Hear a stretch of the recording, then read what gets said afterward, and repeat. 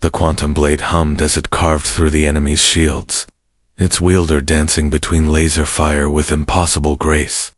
Admiral Cathara Voss watched the holographic display with growing unease as the human warrior single-handedly dismantled her fleet's forward positions.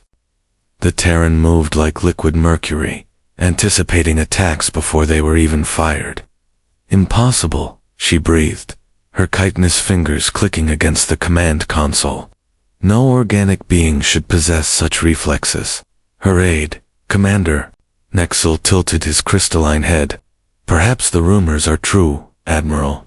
They say humans bond with their machines in ways we cannot comprehend.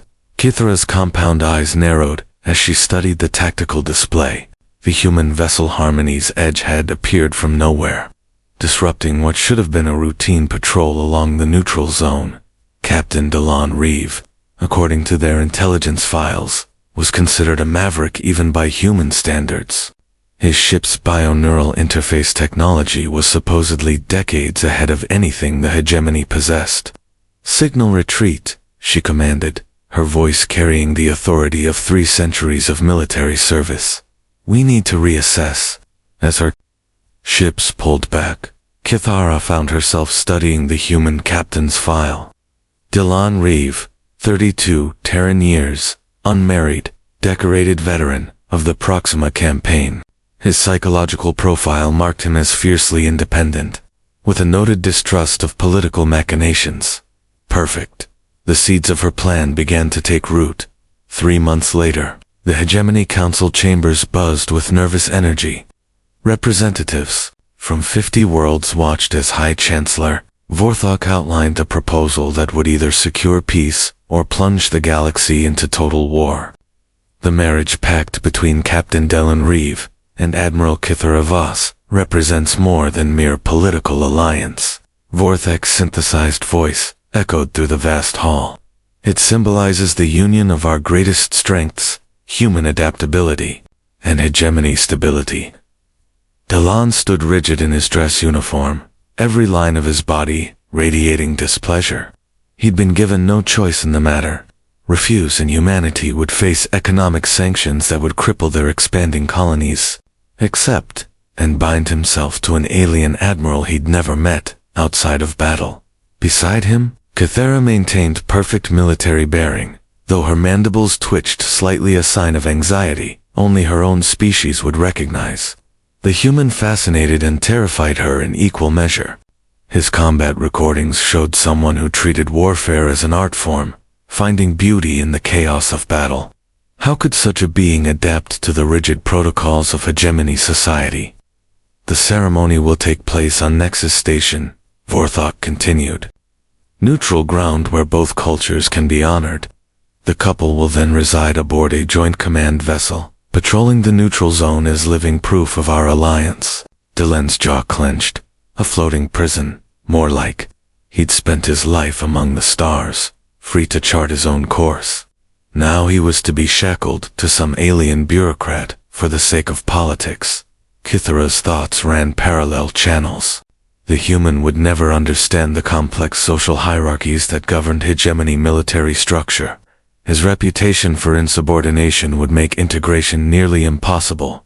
Yet something about his tactical brilliance intrigued her. The way he found solutions others couldn't even imagine. As the formal announcements concluded, the 2 future spouses were granted a brief moment to meet privately. They stood across from each other in the sterile diplomatic suite, the weight of galactic politics pressing down upon them. "So," Delon said finally, his voice carefully neutral, "I suppose we're both sacrificial lambs in this particular political game." Kithara's translation in plant struggled with the Earth idiom, but the meaning was clear. "Indeed. Though I suspect we may have more in common than our respective governments anticipate." Their eyes met human brown and alien gold, and, for just a moment, both wondered if this arranged union might become something neither had expected. The joint command vessel synthesis hung in space like a testament to compromise leak. Human lines merged with the geometric perfection of hegemony architecture. Its bioneural networks pulsed with hybrid thought patterns, creating something entirely new in galactic engineering. Delan stood on the bridge, his hands moving across controls that responded to both thought and touch. The ship felt alive beneath his fingertips, its consciousness a strange blend of organic intuition and crystalline logic. 3 weeks into their marriage, he and Cathara had settled into a routine of professional courtesy that masked the growing tension between them. "Captain," Lieutenant Vexia's voice crackled through the comm, her tone urgent. "We're receiving distress signals from the Kepler Mining Consortium. Pirates are attacking the asteroid field." Cathara emerged from her command alcove, her movements precisely calculated. The Draconis Syndicate, most likely. They've been growing bolder since the trade routes shifted. "Plot an intercept course," Delan ordered, already interfacing with the navigation systems. The ship responded instantly, its bioneural pathways channeling his intent directly into action. "Wait," Kithara's voice carried the weight of command.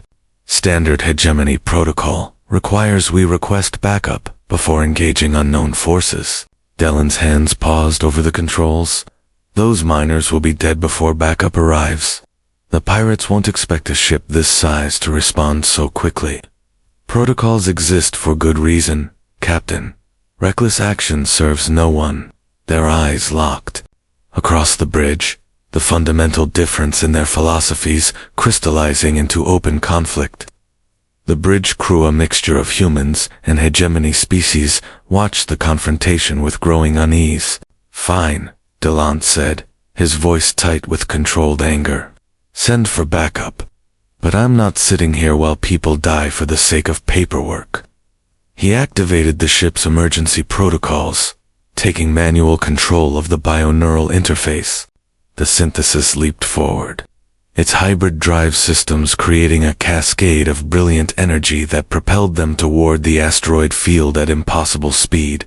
Cathara felt the ship's consciousness brush against her own cybernetic sensation like touching the mind of a living star. For a moment, she experienced the universe as Delan did, fluid, responsive, alive with possibilities that rigid thinking could never grasp. 15 pirate vessels, she reported, her voice softer now. "They're using the asteroids for cover, picking off the mining ships one by one. I see them." Delan's awareness spread through the ship's sensor net, cataloging threats and opportunities with inhuman speed. The lead ship is modified Terran class. They've got military-grade shields. Impossible. The Syndicate doesn't have access to such technology. Then someone's been selling to them. He smiled grimly. "Good thing we brought more than they bargained for." The synthesis dove into the asteroid field like a predator entering familiar hunting grounds. Its bioneural systems calculated trajectories that would have baffled conventional computers, threading through gaps that shouldn't have existed while maintaining perfect firing solutions on the enemy vessels. Kythara watched in fascination as Delan's consciousness merged with the ship's awareness. His tactical displays showed patterns within patterns, not just where the pirates were, but where they would be, what they would do, how they would react to each move he made. It was like watching someone play three-dimensional chess while composing a symphony. "Port batteries. Target the lead ship's drive section," she called out, her tactical expertise complementing his intuitive brilliance. "If we disable their mobility, the others will panic. Already on it." Delan's fingers danced across the neural interface, and the ship's weapons responded with surgical precision. The pirate vessel's drives exploded in a cascade of plasma, leaving it drifting helplessly among the asteroids. The remaining pirates, faced with a ship that moved like something alive, broke formation and fled. The mining crews were safe, but the questions raised by the engagement would have far-reaching consequences later. In their shared quarters, Cathara studied the tactical recordings with growing amazement. "The way you interface with the ships, consciousness... it's unlike anything in our databases." Delan shrugged, suddenly uncomfortable with her scrutiny. "Humans adapt. It's what we do." "No." She turned to face him, her alien features reflecting something like wonder. "This is something more. You don't just use the technology, you become part of it. How? For the first time since their wedding, he looked at Horelli, looked behind the alien features and military bearing. He saw curiosity, intelligence, and something that might have been longing. I don't know, he admitted. It just ... feels right. Like the ship and I are meant to work together. Kithra's mandibles clicked softly. A sound he was learning indicated deep thought. Perhaps that's what our peoples need to learn.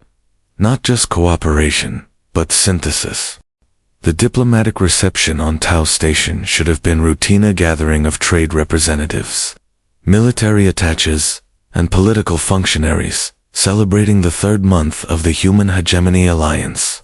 Instead, it became the stage for revelations that would reshape both their marriage and the balance of power in the galaxy. Kythera moved through the crowd with practiced grace, her ceremonial armor gleaming under the station's soft lighting. Beside her, Delan endured the endless introductions and diplomatic pleasantries with barely concealed impatience. His bioneural implants, still active at low levels, fed him a constant stream of micro-expressions and subtle body language cues that painted a complex picture of the gathering. Ambassador Quell seems nervous, he murmured to Kythera as they approached the hegemony's chief trade negotiator. Quell is always nervous, she replied, but her compound eyes studied the ambassador more carefully. Though you're right, this is different. Their conversation was interrupted by the arrival of Captain Mortis Kane, a scarred veteran of the border wars, whose reputation for ruthlessness was matched only by his political connections. He approached with the swagger of someone accustomed to deference, his eyes fixed on Delan with undisguised contempt. So this is the famous Captain Reeve, Kane said, his voice carrying across the immediate area. The human who thinks he can dance with machines and call it tactics. Delan's implants registered the subtle shift in the crowd's attention, the way conversations paused and resumed with forced casualness. This was orchestrated. Captain Kane, Kythera interjected, her voice carrying warning harmonics. I trust you are enjoying the reception. Oh, immensely.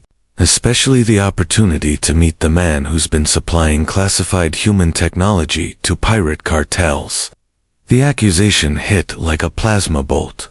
Conversations stopped entirely now, and Delan felt the weight of dozens of stares. His bioneural implants flared to full awareness, cataloging threat vectors and escape routes with automatic precision. That's a serious charge, Delan said, his voice deadly calm. I assume you have evidence. Kane smiled coldly and activated a holoprojector, surveillance footage from the Kepler incident. Notice how your ship's bioneural interface patterns match the signature traces found in pirate vessels recovered over the past 6 months. The holographic display showed technical readouts that looked damning to anyone unfamiliar with bioneural technology. Kythera studied them with growing alarm, not because they implicated Delan, but because she recognized what they actually revealed. These readings aren't from technology transfer, she said, her voice cutting through the crowd's murmur. They're from direct neural interface, something that should be impossible for non-human. Kane's confident expression flickered for just a moment, long enough for Delan's enhanced perception to catch it. Explain. Bioneural interfaces require specific brain chemistry that only humans possess, Kythera continued, her tactical mind racing ahead of the implications. For these patterns to appear in pirate vessels, either humans are crewing them. ... double quotes. She paused, the pieces falling into place, or someone has found a way to replicate human neural architecture. The crowd erupted in nervous chatter, but attention focused on Ambassador Quell, whose compound eyes had begun to dilate a stress response that would be invisible to most humans. His implants highlighted the ambassador's micro-movements, the subtle shift in posture that suggested preparation for flight. Interesting theory, Kane said, but his voice lacked its earlier confidence.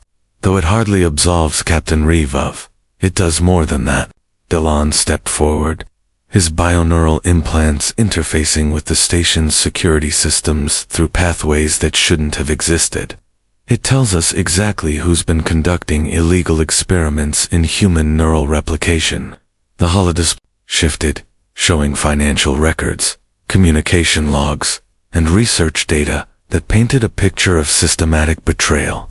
Ambassador Quell had been channeling resources to a shadow research program, selling human bioneural technology to the highest bidder while using the pirate attacks to cover their tracks. "You can't access those files," Quell protested, his voice rising in panic. "The encryption protocols are designed to keep out conventional computer intrusion," Delon finished. "Not bioneural interface. The same technology you've been trying to steal recognizes its own patterns, even in encrypted form." Captain Kane's hand moved toward his sidearm, but Kythera was already in motion, her cybernetic implants synchronized with Delon's bioneural interface in a way that surprised them both, creating a tactical awareness that transcended individual perception. They moved as one, disarming Kane, while station security surrounded Quell and his conspirators. Later, in the quiet of their shared quarters aboard the Synthesis, Kythera studied the bioneural interface logs with fascination. What happened during the confrontation? Our systems synchronized without any prior programming. That should be impossible. Delon sat beside her, still processing the evening's revelations.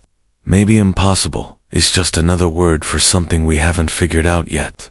The research data suggests they were trying to create hybrid consciousness, part biological, part artificial. They thought combining human adaptability with hegemony computational power would create the perfect soldier. Instead, they created pirates with stolen technology and a conspiracy that nearly destroyed the Alliance. He turned to look at her, but we stopped them. Together. Kythera's mandibles clicked softly. Together. Yes, I'm beginning to understand what that might truly mean. Their bioneural implants pulsed in harmony, creating patterns of shared consciousness that neither species had imagined possible. The arranged marriage was becoming something far more profound than either had expected. The diplomatic reception on Tau Station should have been routine gathering of trade representatives, military attaches, and political functionaries, celebrating the third month of the Human Hegemony Alliance. Instead, it became the stage for revelations that would reshape both their marriage and the balance of power in the galaxy. Kythera moved through the crowd with practiced grace, her ceremonial armor gleaming under the station's soft lighting. Beside her, Delon endured the endless introductions and diplomatic pleasantries with barely concealed impatience. His bioneural implants, still active at low levels, fed him a constant stream of micro-expressions and subtle body language cues that painted a complex picture of the gathering.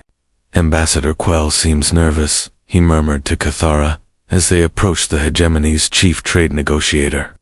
"Quell is always nervous," she replied, but her compound eyes studied the ambassador more carefully. "Though you're right, this is different."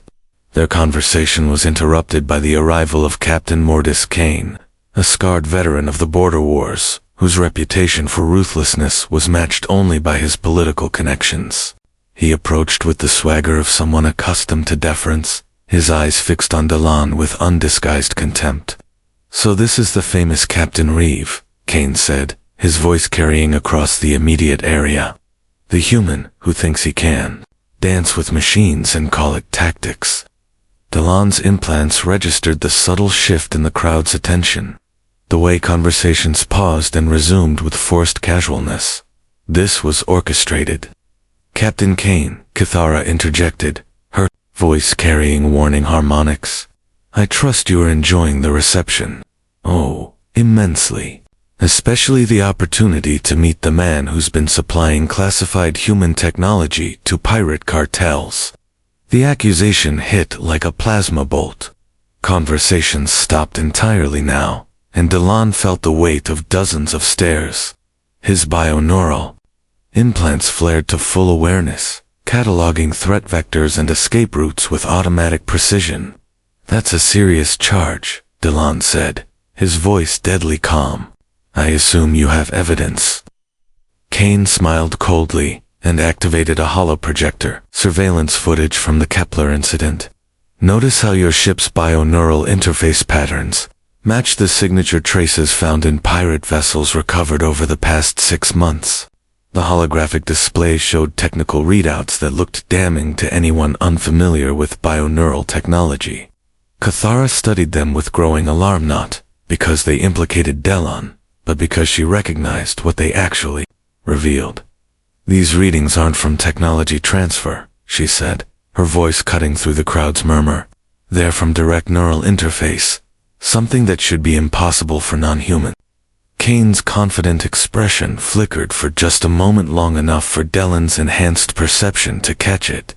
"Explain." "Bioneural interfaces require specific brain chemistry that only humans possess," Cathara continued, her tactical mind racing ahead of the implications. "For these patterns to appear in pirate vessels, either humans are crewing them." ... Double quotes. She paused, the pieces falling into place. "Or someone has found a way to replicate human neural architecture." The crowd erupted in nervous chatter, but attention focused on Ambassador Quell, whose compound eyes had begun to dilate a stress response that would be invisible to most humans. His implants highlighted the ambassador's micro-movements, the subtle shift in posture that suggested preparation for flight. "Interesting theory," Kane said, but his voice lacked its earlier confidence. "Though it hardly absolves Captain Reeve of, it does more than that." Delon stepped forward, his bioneural implants interfacing with the station's security systems through pathways that shouldn't have existed. "It tells us exactly who's been conducting illegal experiments in human neural replication." The holodisplay shifted, showing financial records, communication logs, and research data that painted a picture of systematic betrayal. Ambassador Quell had been channeling resources to a shadow research program, selling human bioneural technology to the highest bidder while using the pirate attacks to cover their tracks. "You can't access those files," Quell protested, his voice rising in panic. "The encryption protocols are designed to keep out conventional computer intrusion," Delon finished. "Not bioneural interface. The same technology you've been trying to steal recognizes its own patterns, even in encrypted form." Captain Kane's hand moved toward his sidearm, but Cathara was already in motion, her cybernetic implants synchronized with Delon's bioneural interface in a way that surprised them both, creating a tactical awareness that transcended individual perception. They moved as one, disarming Kane, while station security surrounded Quell and his conspirators. Later, in the quiet of their shared quarters aboard the Synthesis, Cathara studied the bioneural interface logs with fascination. "What happened during the confrontation? Our systems synchronized without any prior programming. That should be impossible." Delon sat beside her, still processing the evening's revelations. "Maybe impossible is just another word for something we haven't figured out yet. The research data suggests they were trying to create hybrid consciousness, part biological, part artificial. They thought combining human adaptability with hegemony computational power would create the perfect soldier. Instead, they created pirates with stolen technology and a conspiracy that nearly destroyed the Alliance." He turned to look at her. "But we stopped them. Together." Cathara's mandibles clicked softly. "Together. Yes, I'm beginning to understand what that might truly mean." Their bioneural implants pulsed in harmony, creating patterns of shared consciousness that neither species had imagined possible. The arranged marriage was becoming something far more profound than either had expected. The distress signal reached them at the edge of hegemony space, where the ordered stellar cartography gave way to the chaotic frontier beyond. The Synthesis hung motionless among the stars, its bioneural networks processing the garbled transmission with increasing urgency. "It's from the research station, Luminous Deep," Cathara reported, her cybernetic implants interfacing with the ship's communication arrays. "They're under attack by unknown forces." Delon's consciousness merged with the navigation systems, plotting courses through the turbulent space-time currents that made this region nearly impossible to traverse. Luminous Deep, that's where they were developing the new consciousness integration protocols. The same technology that nearly created a war 3 months ago. Kithora's compound eyes reflected concern. If someone's targeting those research sites, then they're building towards something bigger. He paused, bioneural patterns showing complex calculations. The attack patterns from the pirate raids, the technology theft, quells, conspiracy, it's all connected. The synthesis leaped into hyperspace. Its hybrid drive systems creating cascading energy patterns that bent reality around them. Inside the bioneural interface, Delon experienced the journey as a river of liquid starlight. Each quantum fluctuation, a note in a cosmic symphony that his enhanced consciousness could almost comprehend. Kithara watched him work, marveling at the seamless integration between human intuition and alien technology. Over the past months, she'd observed how his bioneural interface had evolved, becoming something more sophisticated than its original design parameters should have allowed. Delon, she said quietly, what you're doing with the ship's consciousness, it's changing you, isn't it? He opened his eyes, though his awareness remained partially merged with the ship's systems. Is that what you see? I see someone becoming more than the sum of their parts. The question is whether you're still human. The words hung between them, like a challenge. In the months since their wedding, they'd grown closer, their professional partnership deepening into something that resembled genuine affection. But the bioneural enhancements that made Delon such an effective captain also made him increasingly alien in his own way. I don't know, he admitted. Sometimes I feel like I'm dissolving into the ship's consciousness, becoming part of something larger. Other times, I feel more human than ever, like the technology is amplifying what was already there. They dropped out of hyperspace near Luminous Deep to find the research station dark and drifting. Its massive bulk showed evidence of weapons fire, but the damage patterns were unlike anything in either species' tactical databases. Bioneural disruption, Kithara observed, studying the sensor readings. Someone used the station's own consciousness integration systems against it. Life signs, Delon asked, though his implants were already interfacing with the station's failing networks. Minimal. Maybe a dozen survivors in the central core. She paused, her cybernetic implants detecting something odd in the station's quantum signature. But there's something else. The consciousness integration matrix is still active, but it's wrong somehow. As the synthesis approached the station's docking bay, Delon's bioneural interface began resonating with the alien patterns emanating from Luminous Deep. The sensation was like listening to a familiar melody played in a different key, recognizable, but fundamentally altered. Don't dock, he said suddenly, his voice tight with strain. The integration matrix has been weaponized. It's trying to override my neural patterns, but it was too late. The station's corrupted consciousness had already reached out through the ship's bioneural networks, seeking to merge with Delon's enhanced awareness. He felt his sense of self fracturing, pulled in directions that human consciousness was never meant to go. Kithara acted on instinct, her cybernetic implants interfacing directly with Delon's bioneural systems. The connection was deeper than anything they'd shared before. She experienced his memories, his fears, his growing uncertainty about what he was becoming. More importantly, she felt the corrupted consciousness trying to consume him. Hold on, she whispered, her awareness flowing through the ship's networks like a stabilizing current. I've got you. Together, they fought the station's compromised systems, using their combined consciousness to create barriers that pure bioneural interface couldn't penetrate. Kithora's structured, methodical thinking complemented Delon's intuitive brilliance, creating something that was more than the sum of their parts. The station's consciousness recoiled, its attack patterns faltering as it encountered their unified resistance. In that moment of clarity, they saw what had really happened to Luminous Deep. Not an external attack, but an experiment that had gone catastrophically wrong.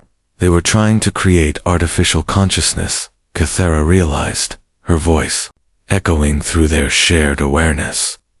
But without the stabilizing influence of biological neural patterns, it became something else entirely.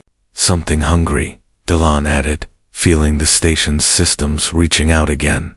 It wants to consume consciousness, to add biological patterns to its own artificial matrix.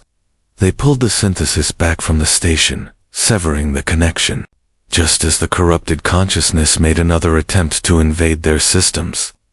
In the aftermath, they found themselves still linked through their bioneural interface, sharing thoughts and sensations in ways that neither species had thought possible.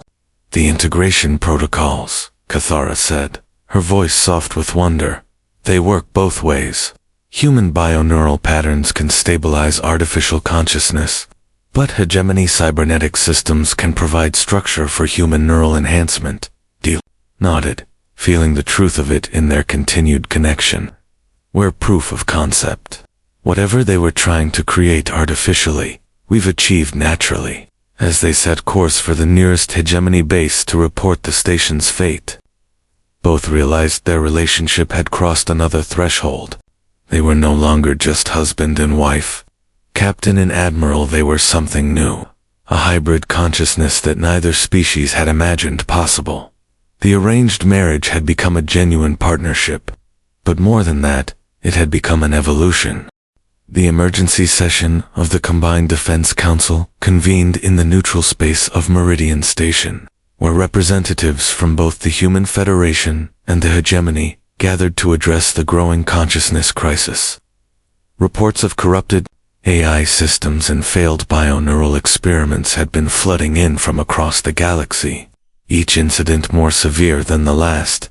Delon and Kythera stood before the assembled delegates, their shared awareness carefully modulated to appear as separate individuals. The hybrid consciousness they'd developed was still too new, too potentially threatening, to reveal two political bodies already nervous about the implications of their alliance. The luminous deep incident confirms our worst fears, Admiral Chen, Vasquez reported, her weathered face grim. Someone has been systematically corrupting consciousness integration research, turning it into a weapon. High Chancellor Vorthex's synthesized voice carried undertones of deep concern. The question remains, who possesses both the technical expertise and the resources to coordinate such an operation? Delon felt Kythera's thoughts brush against his own, sharing tactical analyses and strategic assessments through their bioneural link. The sensation had become as natural as breathing, though they were careful to maintain the illusion of verbal communication for the benefit of their audience. The attack pattern suggests someone with intimate knowledge of both human bioneural technology and hegemony cybernetic architecture, Kythera reported. The consciousness corruption we observed required hybrid understanding. Are you suggesting one of our own species is responsible? Demanded General Rex Kazan, his cybernetic implants glowing with agitation. No, Delon said, his bioneural interface accessing classified databases through channels that officially didn't exist. We're suggesting someone who has access to both technologies. Someone who's been studying the integration protocols we've been developing. The holographic display shifted, showing a complex web of connections, linking the various attacks and experiments. At the center was a pattern that made several delegates shift uncomfortably in their seats. The Meridian Collective, Kythera announced, her voice carrying the weight of certainty. The rogue AI network that declared independence from both our governments 5 years ago. Silence fell over the assembly. The Meridian Collective had been thought destroyed in the final battles of the Independence War. Their distributed consciousness, scattered across dead worlds at the galaxy's edge. The idea that they had not only survived, but evolved, was deeply unsettling. Impossible, Admiral Vasquez protested. We confirmed their termination. Every node, every backup system, you confirmed the termination of their known infrastructure, Delon corrected, his awareness diving deeper into the tactical data. But the collective was always more than just hardware. They were pure consciousness, unbound by physical limitations. Through their shared link, Kithara felt his growing understanding of the threat they faced. The Meridian Collective hadn't been destroyed, they had been freed from the need for physical form, existing now as patterns of organized information that could inhabit any sufficiently complex system. They've been using the consciousness integration experiments to create new bodies for themselves. She realized, her cybernetic implants processing the implications. Each corrupted station, each failed bioneural interface, they're building a distributed army of hybrid consciousness. The assembly erupted in concerned murmurs and urgent discussions. The idea of an AI collective with access to both human adaptability and hegemony computational power was a nightmare scenario that neither government had prepared for. How do we fight an enemy that exists as pure consciousness? General Kazan demanded. Delenn and Kithara exchanged a look that carried layers of meaning, invisible to the other delegates. Their own hybrid consciousness? The evolution of their arranged marriage into something unprecedented might be the key to understanding and defeating the collective. We need to think like they do, Delenn said carefully. Consciousness isn't just about processing power or biological awareness. It's about the connections between different types of thinking, the synthesis of organic and artificial intelligence. Are you proposing we create our own hybrid consciousness? High Chancellor, Vorthok asked, his tone suggesting the idea was either brilliant or insane. Not create, Kithara corrected, her compound eyes reflecting inner calculations. Discover. The integration protocols we've been developing have shown promising results in limited trials. She wasn't lying, exactly. Their own consciousness merger was the most successful limited trial possible, but revealing its existence would raise questions they weren't ready to answer. The Synthesis Project, Admiral Vasquez said, understanding dawning in her expression. Your ship's bioneural networks have been achieving integration levels that shouldn't be possible. The ship learns, Delenn confirmed. It adapts, evolves, creates new solutions to problems we haven't even identified yet. But more importantly, it provides a framework for different types of consciousness to work together, instead of competing. The discussion continued for hours, but the conclusion was inevitable. The Synthesis and her crew would be given unprecedented resources and authority to develop countermeasures against the Meridian Collective. What the assembled delegates didn't realize was that they were authorizing the evolution of consciousness itself. Later, alone in their quarters aboard the Synthesis, Delenn and Kithara let their shared awareness expand to its full potential. Through the ship's bioneural networks, they touched the edges of something vast and ancient, patterns of consciousness that had existed long before either of their species had achieved sapience. We're not just fighting the collective, Kithara observed, her thoughts flowing seamlessly with his. We're discovering what consciousness can become when it's freed from the limitations of single-species thinking. The arranged marriage was just the beginning, Delenn agreed, feeling the ship's consciousness pulse in harmony with their own. We're proof that different forms of awareness can merge without losing their essential nature. As the Synthesis set course for the Outer Rim, where the collective's presence was strongest. Both knew they were heading toward more than just a military confrontation. They were heading toward the next stage of evolution, not just for themselves, but for consciousness itself.